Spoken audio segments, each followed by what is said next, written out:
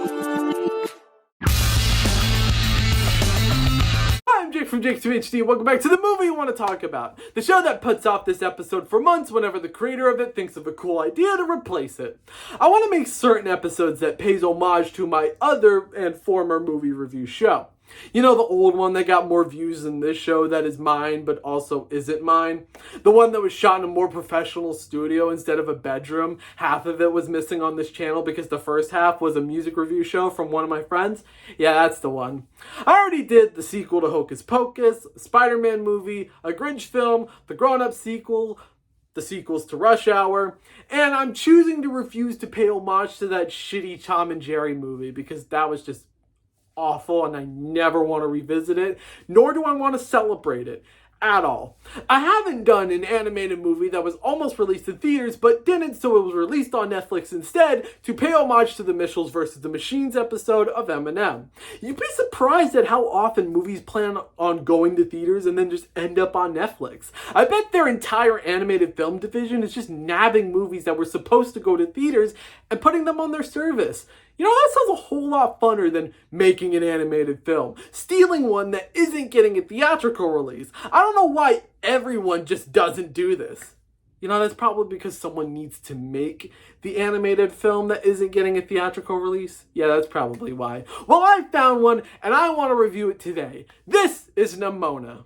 This film is about a knight named Ballister Boldheart being framed for a crime he didn't commit. The only person that can prove his innocence is Nimona, who is a mischievous teenager who can also shapeshift.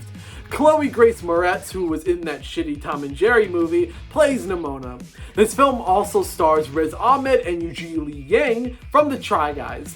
This film was being produced by Blue Sky Studios and was supposed to release in theaters until Disney bought Blue Sky in 2019, along with 20th Century Fox, and shut down Blue Sky 2 years later, which canceled further production on the movie. In 2022, Netflix picked up the film and it was released a year later.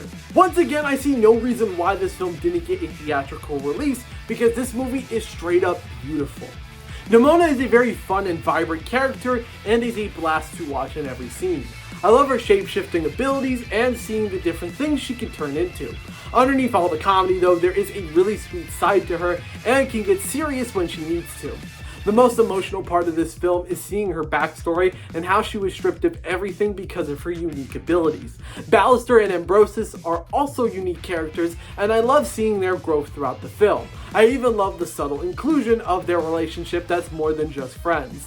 I love that there is queer representation here, but it's added to the movie so naturally that you don't really think about it. It doesn't feel tacked onto the film to force representation.